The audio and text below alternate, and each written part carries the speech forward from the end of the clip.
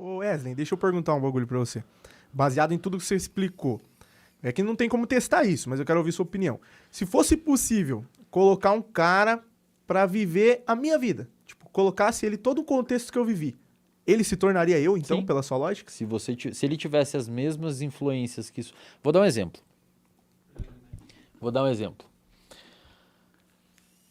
O Robert Sapolsky traz num livro isso. Imagina que você tá andando... Esse exemplo é muito foda, cara. E por favor, galera, sejamos honestos intelectualmente para entender o que eu vou falar. Imagina que você tá andando numa rua. Você é um policial à paisana. Você é policial à paisana, você saiu da casa da sua namorada e vocês fecharam o pau, velho. É uma puta de uma briga fodida. Você saiu na rua, é de noite, tá chovendo, tem uma certa neblina na rua, é muito frio, você tá armado e você tá indo já meio puto com a briga da sua namorada. 3 meses antes, você descobriu que a sua mãe foi assaltada e estupraram ela. Caralho, que vida de merda que esse Não. cara tem. O cara é policial, sei lá, Tudo meu, bem. tá ligado? Vamos armar o contexto. Você tem uns 20 e poucos anos. Na sua adolescência, você sofreu muito bullying na escola. Pra caramba. Sofreu bullying pra caramba. As pessoas te bulinavam, a galera que ia em festa te zoava porque você era um nerdão e você não sei o quê. E te zoavam pra caralho. Você não conseguia mina nenhuma. E você sempre que tentou sair em festa foi muito zoado.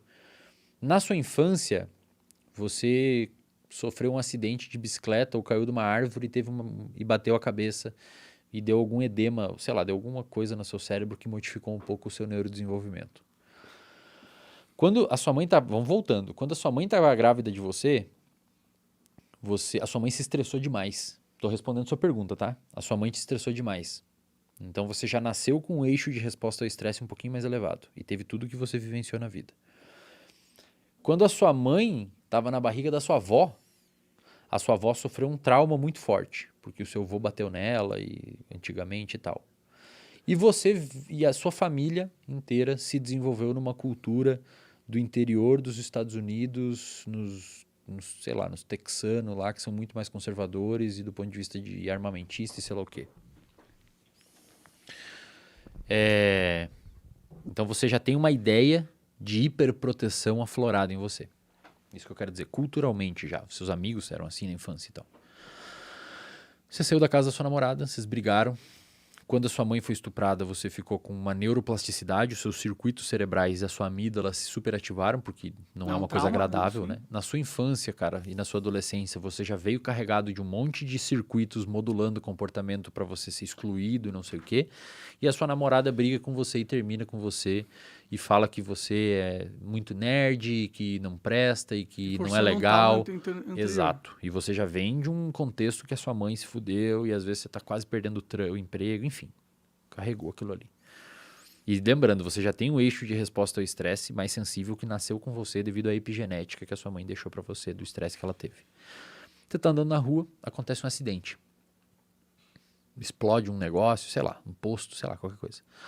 Você fica meio atordoado, sua visão fica embaçada e você vê na névoa, assim, uma pessoa de capuz vindo pro seu lado e você pega seu revólver, você tá à paisana, mas pega sua arma, mira na pessoa e quando você vê que a pessoa vem, porque você já tá hipervigilante, né, cara, hiperreativo. Você vê que a pessoa vem pro seu lado e você vê que ela bota a mão no bolso dela e você puxa o gatilho. Você fez o movimento de puxar o gatilho.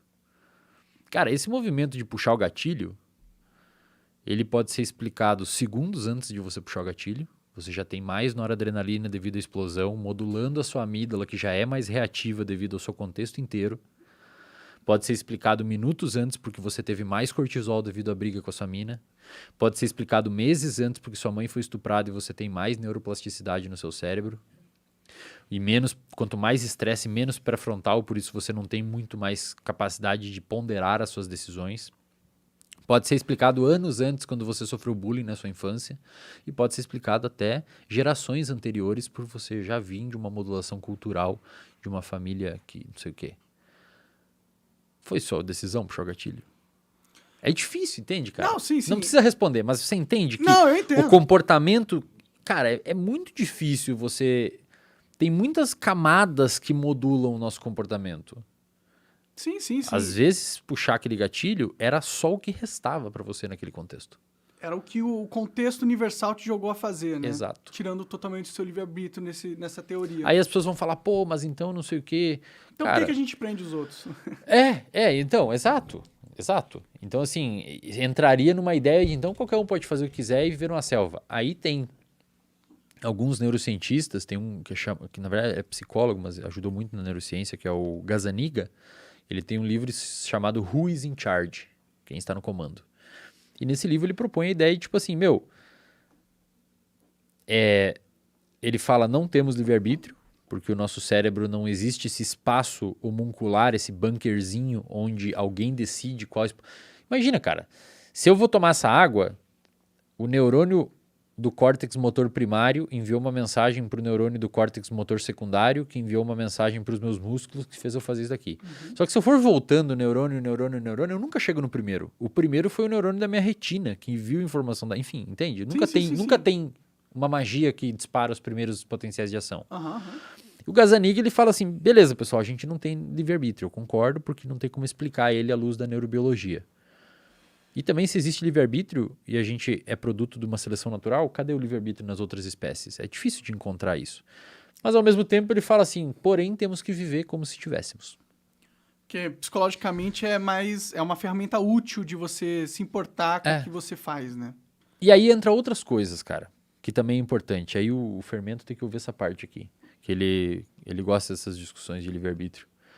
Por exemplo, você é uma pessoa que naturalmente tem uma propensão, como a gente comentou, de se agrupar e se aglutinar em grupos. Você também não teve livre-arbítrio para escolher defender o seu camarada.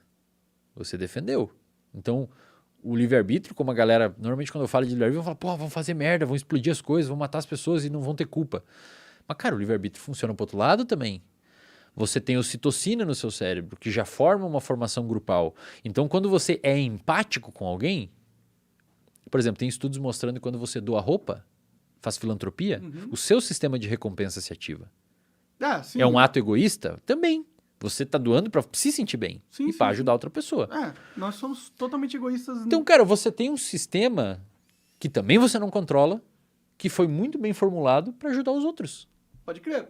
Funciona para os dois lados, cara. Pode crer. Não, essa é uma questão filosófica de existe Deus... Existe um propósito, porque pode existir Deus e a gente não ter livre-arbítrio mesmo, né? De qualquer forma, acho que pensar que Deus existe é também pensar que o livre-arbítrio não existe, porque ele literalmente... Tá controlando o comportamento, né? O destino e tal. Exato. Então você é ateu, né, cara? Eu sou ateu. Pode crer. Sou ateu.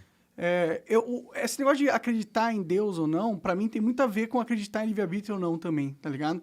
Porque eu... sempre fui ateu, né? Desde moleque.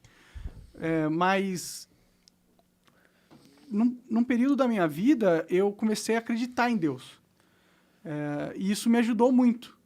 Mas aí fica um conflito na minha cabeça muito grande, porque eu sei que essa crença me ajuda, mas ao mesmo tempo, logicamente, eu não sei como acreditar de verdade. Porque quando você fala essa parada, eu não consigo discordar de você. Eu não consigo discordar que o livre-arbítrio parece uma ilusão. E pensando nisso, parece mesmo, talvez seja. Só que se é uma ilusão, como que a gente evita o linismo? Como que a gente evita achar que nada faz sentido e nada importa de verdade? Porque se algo importa, você pode racionalizar falando, isso importa para mim, por causa do meu contexto universal, e talvez isso nem realmente importa para mim. Eu só estou sendo levado a acreditar nisso. Mas é que, cara, se você não tem livre-arbítrio, você também não escolheu acreditar em Deus, ou não acreditar. Era o que poderia ter acontecido com você. Essa é a parada do livre-arbítrio, entendeu? Não interessa.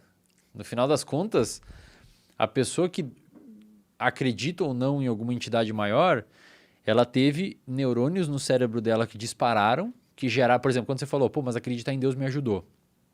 Você sentiu recompensa, prazer em aceitar a ideia de Deus, e, portanto, você não tinha como desaceitar ela porque estava sendo bom para você. Então, ao mesmo tempo, circuitos de memória passados, que eram circuitos de quando você lia mais e vivia mais o ateísmo, começaram a conflitar com as memórias que você tinha.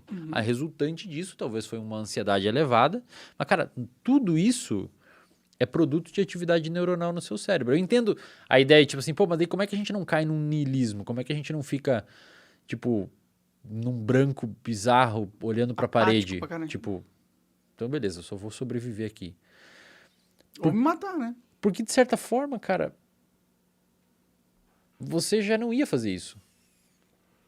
Você já não ia ter esse comportamento. Você não tem o livre-arbítrio de se sentir mal, assim. Exato! Se você for se sentir mal, você meio que já estava prestes a... Se você se sentir mal com essa discussão do livre-arbítrio, você já tinha uma inquietação com isso. Porque tem pessoas que eu falo isso, elas, tá bom, o cara falou um negócio aí, foda-se. Sim. Tem pessoas que ficam, meu Deus, cara, mas isso daí então, por isso que aquela vez, e aí você já tinha uma propensão a ser tocado por esse tipo de raciocínio. Talvez por você sempre procurar a origem do universo e ler sobre Deus e ver sobre física quântica e sei lá o que, e aí chegou nessa parte, ou você já leu sobre livre-arbítrio e tal.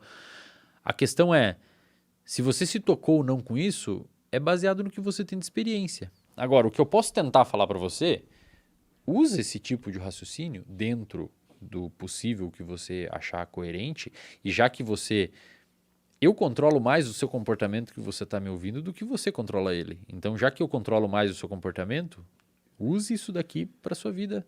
No momento que você estiver muito triste, que a sua mina terminou com você, que o seu namorado terminou com você, fala, cara, eu tô mal porque tem neurônios no meu cérebro disparando numa frequência X e tá me gerando esse mal-estar. Que é o processo da meditação, de não se associar aos seus pensamentos. Deixa aquilo fugir de você, sabe? Nossa, mas isso é uma parada que a humanidade nunca vai demorar pra aceitar, se aceitar, entendeu? Tipo, porque é difícil acreditar que É você difícil, não. cara, e é uma discussão delicada. Sim. É uma discussão Mas pior delicada. que eu não consigo rebater você. Eu Mas não consigo falar, não faz sentido o que tu tá falando. Porque faz sentido o que você tá falando. E é meio triste. Mas também ajuda a não se sentir culpado com certas coisas. Exato. Eu acho que a galera que tá ouvindo isso, já que eu tô aqui tentando modular o comportamento de quem tá me ouvindo, tenta usar seu foco na parte que vai ajudar você na sua vida. Então tenta não se sentir... cara, eu tô muito mal que eu reprovei no 3º ano, cara, eu não devia ter reprovado, velho. Sua avó morreu, você faltou a prova porque sua avó morreu. Você foi a pandemia, fudeu seus estudos, não é culpa sua, cara. Sim. Deu merda pra caralho. Então tenta... Quando eu trago esse raciocínio pra galera, tenta usar esse raciocínio no sentido de...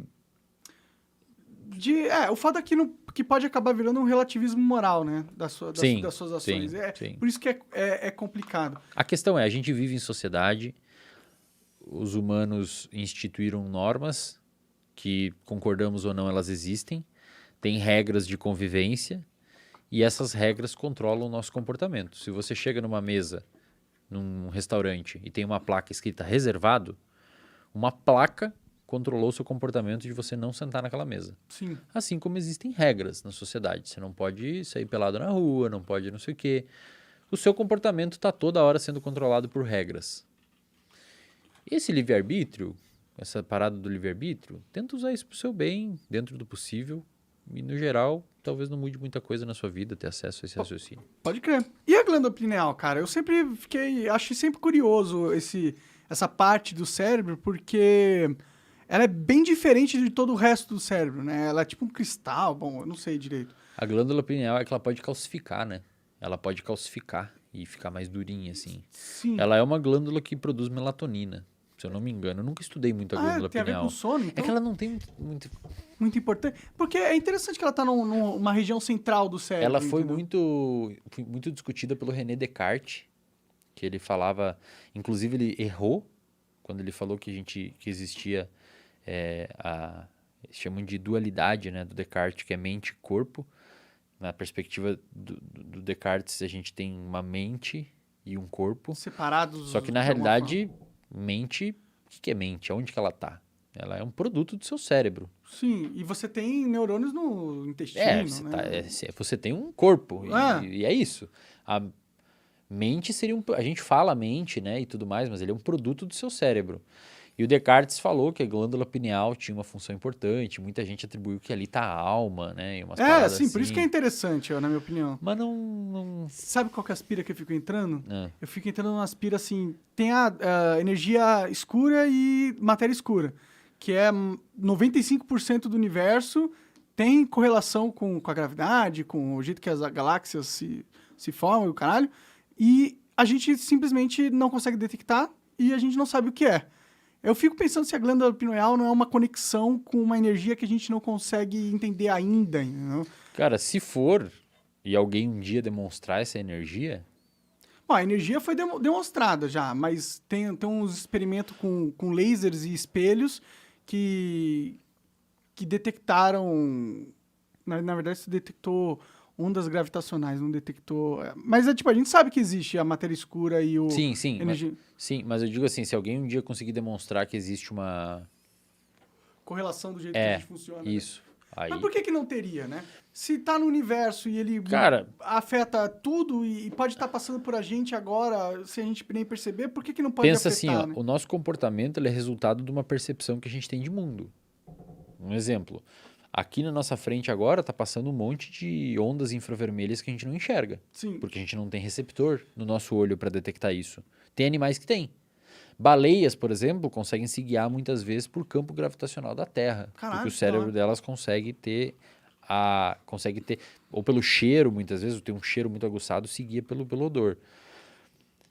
Nós construímos uma percepção de mundo com base naquilo que chega em nós. Se você pegar um daltônico e falar pra ele que cor é isso aqui, ele falar verde, cara, pra ele é verde. Sim. Você vai falar, não, mas é azul. Mas, cara, se ninguém fala pra ele que é azul, ele vive a vida inteira achando que é verde. Pode crer. Então ele ia viver numa ilusão. Ou a gente vive numa ilusão que não é Entende, dele. cara? É muito louco porque... Por que é nossa ilusão só porque a gente é a maioria iludido O nessa dinheiro, parada? cara, pega o dinheiro. O dinheiro é uma ilusão fodida. A gente concorda que 100 reais que você me dá aqui, o cara do mercado vai aceitar como 100 reais. Mas é um Verdade. papel, com um número. Que a gente atribuiu valor E àquilo que não ali. tá baseado em nada. Hoje em dia não tem nem ouro o suficiente pra balizar toda o dinheiro que tá circulando. É louco, né? O Yuval Harari fala no Sapiens isso. Um mercador entregar um cacho de banana por 5 reais não tem sentido nenhum. Porque a banana você come, velho. Vila Caroria, os 5 reais você não faz nada.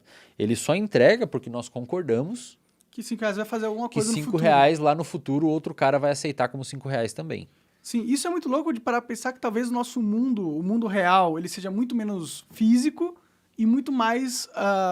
seja muito mais no campo das ideias, né? Interpretativo. As ideias são o que mandam no mundo, de verdade, assim. Né? Interpretativo, com certeza. Muito louco, né, isso? O daltônico, imagina uma cidade, imagina uma ilha de Galápagos que tem uma população de aborígenas vivendo lá e todos eles tiveram uma modificação genética num ancestral lá atrás que eles não desenvolveram os cones, que são células específicas do seu cérebro envolvida com detectar cores, e uma parte do gene que produz... A célula, toda célula tem DNA.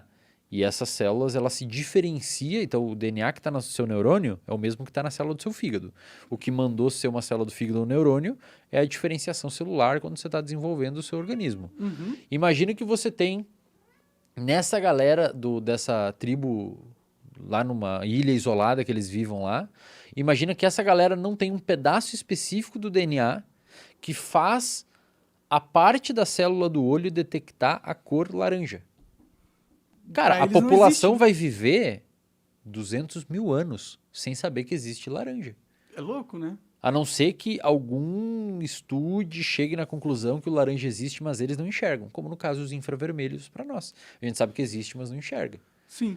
Mas aí entra a questão, e será que existem outras coisas que existem e a gente não sabe? Ah, com certeza. Né? Saca? E é louco isso, A sabe? gente mais não sabe do que sabe, né?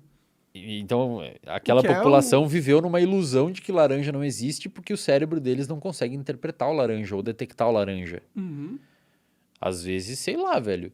Eu sou um cara que sou um cientificista. Eu acho que o que está demonstrado pela ciência nos oferece uma das melhores opções de conseguir desenvolver uma vida com saúde. A ciência, na minha opinião, ajuda muito na qualidade de vida do ser humano. Só que a ciência, ela trabalha em cima de um princípio de falseabilidade. Então, tipo assim, a gente constrói uma verdade e a gente diz que aquilo funciona. As outras coisas a gente não pode dizer que não funciona porque ninguém falou que não funciona. Ninguém Só conseguiu sabe que provar que aquilo não funciona. Sim. Saca? É a ideia do cisne branco e do cisne negro. Para você provar que não existem cisne negros, para você provar que existem cisnes negros, você tem que encontrar um cisne negro. Não adianta você contar todos os brancos. Verdade. Você tem que falar, ó, o negro tá aqui. Sim. Ou se você falar, não existem cisnes negros, como que você prova isso? Você tem que dar um jeito de ter certeza que olhou todos os cantos que não existe aquilo. Sim. A ciência é assim, você tem que, cara, você tem que provar que não existe, não adianta enquanto provar que não existe. É tipo a discussão de Deus. Sim, sim. Ninguém provou que existe, ninguém provou que não existe. Então, No fim, você pode acreditar em qualquer coisa e É ninguém vai poder falar assim, te refutar, falar assim, você... e cara, sabe o que é mais louco? A religião tem um papel muito importante na sociedade, velho. A religião, ela, do ponto de vista institucional, talvez mais recentemente algumas vertentes tenham perdido um pouquinho a mão e ter gerado um capital um pouco grande aí dos seus fiéis. Mas se você for ver a ideia de religiosidade de uma pessoa se entender como parte de um grupo, de ser aceita num grupo, de entender que não será julgada dentro daquele grupo, e eventualmente o falar que se der uma merda na vida, a culpa não foi dela, foi Deus que quis assim para um bem maior, isso pode ser muito satisfatório para o cérebro humano. Faz sentido mesmo. Saca? Agora o problema é você usar desse tipo de artefato para arrancar dinheiro das pessoas, aí já é um problema, né? Mas você não acha que, tipo, o fato da ideia de Deus ser importante dentro da nossa realidade, isso talvez não dê uma certa probabilidade que talvez ele exista, assim, tipo... Porque o fato é que Deus existe dentro da nossa cabeça, como... Dinheiro. O dinheiro existe também, sim. Só que Deus, ele tá ligado a uma questão mais metafísica da coisa do que o dinheiro. E talvez Deus exista no campo das ideias. E se ele existe no campo das ideias, por que ele deixa de ser menos real do que as coisas que existem no campo da materialidade, né? Sendo que a maior parte das relações sociais que a gente tem, ela tem uma grande influência do ramo das ideias. Talvez seja até maior do que o ramo da fisicalidade, porque você pode ter a mesma fisicalidade de duas pessoas, irmãos gêmeos, por exemplo, com ideias diferentes. E o que vai basear o resultado comportamental de cada um não é tanto a genética, sim, vai ter um fator, mas o fator mais determinante são as ideias, né? Isso, exato. As ideias que eles construíram com base nos estímulos que eles tiveram durante a vida. Sim. Cara, se você pensar, por exemplo, é muito difícil. Tipo assim, acho que a parada que fala que Deus existe ou não é, de fato, a figura do cara Sim, de barba Deus, branca quem acredita nesse e tipo de tal. Deus, pra mim, é bem ingênuo. Saca? Assim. Acho que essa é a parada da discussão. Cadê ele? Como é que ele é e tal. Agora, sem dúvida nenhuma, na sociedade humana, Deus tá ali, né, cara? Porque, porra, você constrói templos, Ele é tipo, você constrói igrejas, você faz guerras. você faz guerras, Mata gente você em nome do caminha de joelho numas escadarias em prol do cara. Então, ele tá modulando a sociedade e o comportamento humano. Uma das coisas que mais modula o comportamento humano é cultura, cara.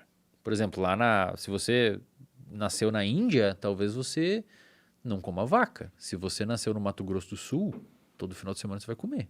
Sim. Porque tem uma cultura distinta nesses dois lugares. Então, do ponto de vista prático, Deus tá aí. Tá influenciando a vida. Eu sou o ateu mais de boa, cara. Porque eu adoro religiões. Você estuda budismo? Não, eu já estudei mais religiões. Só que eu não indico e não uso como ferramenta clínica jamais. Mas se o meu paciente tem apego à religião, eu tento usar aquilo como uma forma de ajudá-lo. Você sempre foi ateu? Ou nunca acreditou em Deus? Cara, o meu pai, ele é ministro da igreja, Ah, pra você caralho! ter noção. E aí na adolescência, acho que que idade você tem? Tenho 32. Acho que na minha adolescência, talvez na sua tenha sido mais um pouco, mas na minha já tinha bastante uma pegada de muita discussão sobre ateísmo e religião na internet. Tinha até blogs sobre isso, pessoas que usavam. Hoje tem menos, né? Sim. Mas na época. O quê? Menos? Acho que tem mais. Tem mais, será? Ou eu que não tô acompanhando? Pode ser, porque eu acho que a discussão sobre Deus é uma discussão que nunca morre, né? Mas, cara, na minha época, talvez eu acompanhava mais. Cara, era assim, ó, blogs e textos gigantescos de discussão sobre Deus e sobre ateísmo e diferentes tipos de ateísmo, e o ateísmo não sei o quê, e o Deus não sei o quê. E, assim, aí que tá. Eu não tive escolha. Se a gente for levar o... Eu simplesmente falei, bom, realmente, acho que não tem um negócio que acho que não existe. E aí ficou. Daí Sim, não existe o velho de barba, né? não existe um velho de barba. Mas você mesmo falou aqui que existe o Deus de uma forma... Tipo, Deus... A ideia de Deus te afeta na sua vida. Com certeza. Não, se for na parte conceitual e impacto na minha vida física, com certeza. Pode crer. Absoluta, cara. Nesse contexto, Deus obviamente existe. Eu acho que essa é a única crença lógica possível em Deus. É essa. Fala assim, ó, Deus existe como ideia, e essa ideia é tão forte que ela muda o mundo, e talvez a existência de Deus não precisa ser além disso. E vale a pena mencionar que a gente não está falando necessariamente do Deus cristão, né? Não. São Deus vários como conceito deuses, de né? criador, Isso. né? São vários deuses, Sim. e são vários tipos de... O cristianismo deu uma guinada junto com o islamismo e se espalhou pelo mundo, mas sempre existiram várias religiões, muitas politeístas e com santos e não sei o quê. Antes era Zeus, era Hades, era um monte de... As religiões eram vários deuses dentro de uma mesma religião. Essas religiões monoteístas foram depois. Sim. Então... Mas assim, também pode ser É que a igreja é muito antiga, né, cara? Se você for ver, uma das instituições que sempre imperou na história do mundo foi a igreja. Sim. Ela sempre esteve ao lado, se não acima dos reis. É verdade. O Papa... Porque ela responde uma pergunta fundamental do por que eu tô aqui, o que é isso, e é uma pergunta que a ciência nunca vai responder. É muito difícil. Ela vai responder o como, mas ela nunca vai responder o porquê. E aí veio o neurocientista maluco nos podcasts falando que a gente não tem livre-arbítrio. Fala, porra, esse cara tá de sacanagem, cara, tava tão bom assim. Não, sim, mas é legal que você faça as pessoas pensar nisso. Eu acho que é legal, cara. Tira da Matrix que você cara, eu acho que é legal, assim, a galera ter uma noção de tipo assim... Pode ser que o seu comportamento tenha menos envolvimento do que você imagina que tenha do seu eu. Não se julgue tanto. Você é apenas um humano e não tem controle de nada. Cara. Essa é uma mensagem que é positiva. Eu fico com medo de falar essas coisas em podcast, Monark, porque a galera depois faz merda e fala... E coloca a culpa em você, entendeu? Né? Sim. E, cara, usa isso pro seu bem, tá ligado? Usa isso pro seu bem, esse conceito. É a mesma coisa da ideia de Deus. Quantas pessoas já não entraram em conflitos armados em prol de Deus? Sim. Que é uma merda. Que é uma merda, Sim. Entendeu? Que é uma merda do caralho. Mas a culpa não é de Deus, né? Não Exato, é do conselho. É dele, cara. A pessoa foi modulada pelo contexto a fazer aquilo, muitas vezes. Sim. Mas é um debate interessante e eu gosto de trazer esse tipo de pauta porque, inevitavelmente, faz a galera pensar um pouquinho, não necessariamente sobre o controle de comportamento e tal, mas faz a galera começar a pensar sobre em qual ambiente que ela está inserida. Porque, no final das contas, se a gente não tem livre-arbítrio, portanto, é um ambiente que controla o nosso comportamento. O ambiente interno do nosso cérebro e o ambiente externo. Uhum. E quando eu levanto esses assuntos, a galera sempre me manda depois assim, cara, acabei de descobrir que eu só ficava enchendo a cara e cheirando farinha porque os meus amigos fazem isso. Falei, aí, ó. Agora você entendeu que o ambiente controla o seu comportamento e que você estava fazendo aquilo, porque se você não fizer, iam te chamar de viadinho. Que não tá mais enchendo a cara com nós, parou de beber. Taca? Sim, total. E você traz um estímulo externo que contrabalanceia o outro estímulo. Um contrapeso. E eu acho que é interessante que essa ideia seja apresentada às pessoas, até para dar mais controle. O que é bem... É paradoxal. Mas, tipo assim, eu controlo o comportamento deles, eu tô dando ferramenta que talvez tire ele do automatismo. E deixa ele controlar mais a vida dele. O que não quer dizer que ele realmente tá controlando porque o livre-arbítrio não existe, mas você... Mas, de qualquer maneira, é uma coisa que vai fazer um contraponto. É a mesma coisa da ideia de Deus. É uma ideia, você está dando uma ideia para a pessoa, essa ideia pode ajudar ela. Exato. E você acredita que ajuda. Exato, ajuda, sim, com certeza, cara. Você acaba de assistir um corte do Monarch Talks. Agradeço demais, mas se você quiser ver o vídeo na íntegra e acompanhar ao vivo todas as transmissões, você tem que ir lá no rumble.com/monarch para não perder nada. Segue a gente lá.